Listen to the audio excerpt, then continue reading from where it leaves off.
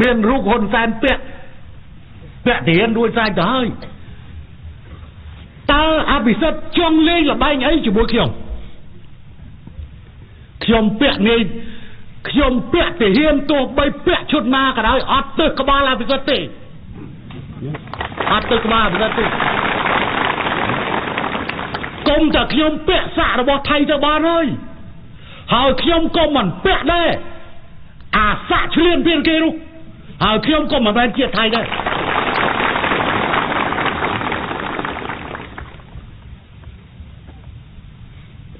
khiom miên thành chiết Campuchia khiom miên thành chiết Khmer bấtประកប đấy và chia bờ rót bó chót chưa tục chất hay là với ban chia áp rất này dây lượng môn ban này dây thả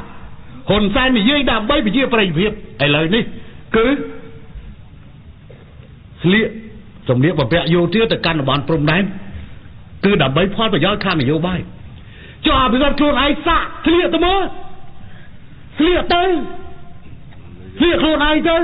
nơi không có thể thay thôi ôi bẹ xạ môi tới xạ môi cái này nọ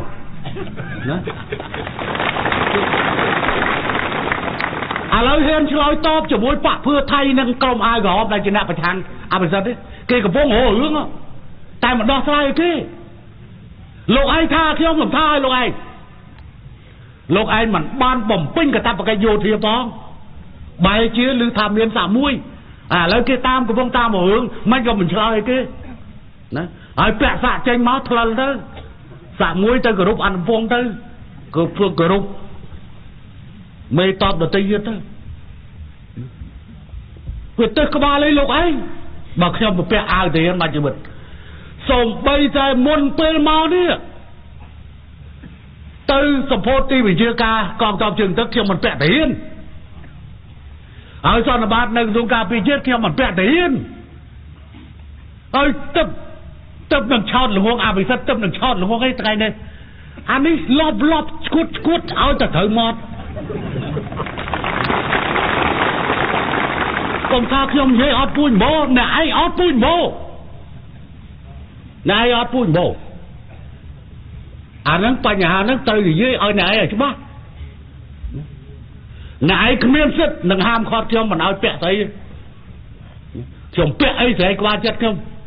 còn áo là khô nâng rót trong rồi nâng chú bác và bó cả một chia bán áp tờ lấy dù miên bằng môi cứ tuông xong phải chết tới bị rất hôn san áp tờ lấy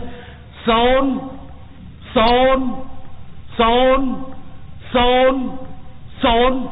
quỳ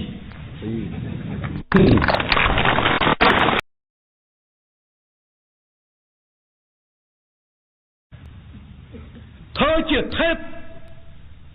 đi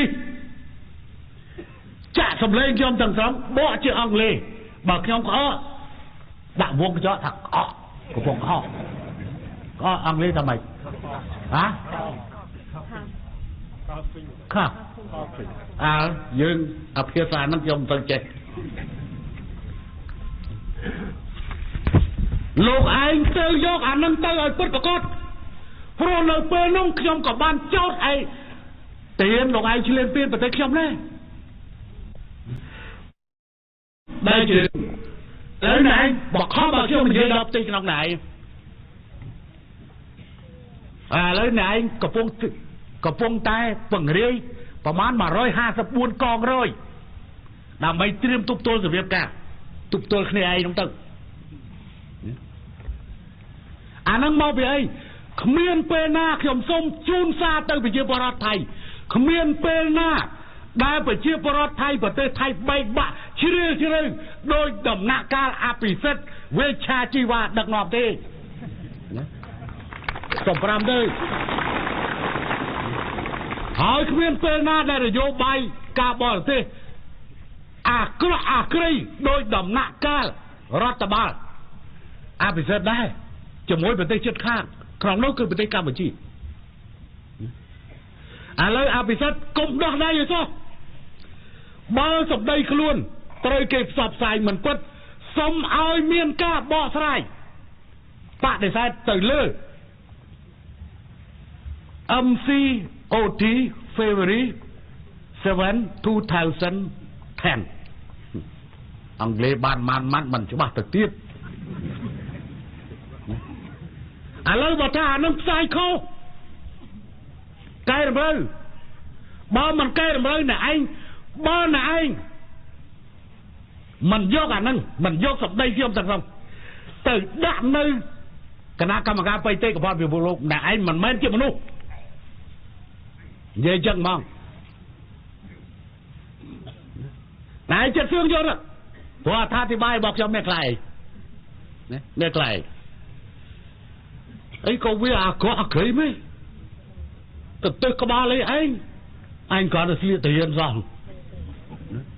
ឲ្យទាហាននេះមិនទាហានធម្មតាម៉ែអានេះឲ្យទាហានទៀតណាមិនបានខ្ញុំថាឲ្យទាហានព្រោះកូនខ្ញុំទៅទាហាន3នាក់ខ្ញុំមិនដឹងទេកូនខ្ញុំធ្វើទាហានដល់3នាក់ខ្ញុំមិនឲ្យទាហានហើយបន្តិចទៀតខ្ញុំនឹងទៅជាជីតាទាហាន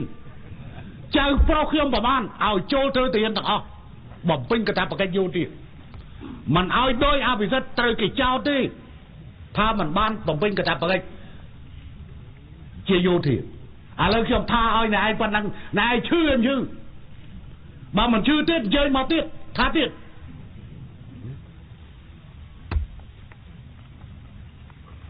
ធ្វើនយោបាយរដ្ឋមន្ត្រីបានត្រឹមតែគេលើកបន្ទប់មកឲ្យធ្វើឲ្យបែកបាក់ប្រទេសប៉ុណ្ណឹងហើយនៅមិនព្រមចេញទៅណាទៀតហើយបើចិត្តសឿងណាមលេសភាបោះឆ្នោតទៅបោះមើលកាយគេស្ទង់មតិថ្ងៃមុនបានតែ 25% ទេហើយខ្លាចចាញ់ដីគេសោះគេពាក់សាក់គេសោះឆ្លុះវាអត់កើតទេហើយបើសិនឆ្លុះមកវាចេញកាតមកបែរជាពាក់សាក់មួយអាហ្នឹងគឺថាភូតប្រជាជនថៃមកប្រទេសហើយវាមិនថាអាណាចូលធ្វើទានកាតព្វកិច្ចប្រមាណតំណប់ខែឡើងសាក់មួយទេណោះណាលើពិភពលោកវាមិនដែលទានកាតព្វកិច្ចមានសាក់មួយយូ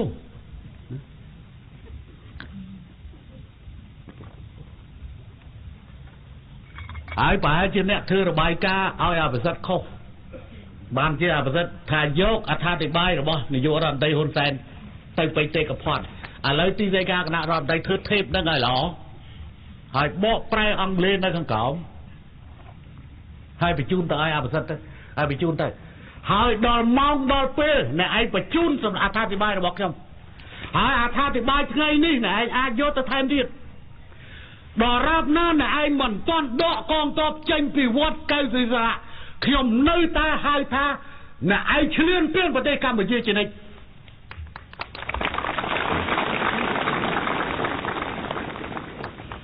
ហើយมันអាចមានតំណែងរងណាល្អកើតទៅទេ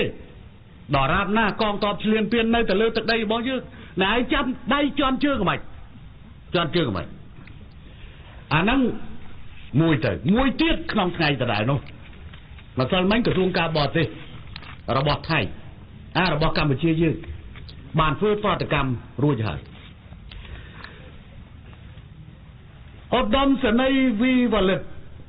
បានដកស្រង់សម្ដីនាយករដ្ឋមន្ត្រីកម្ពុជាដែលនិយាយថា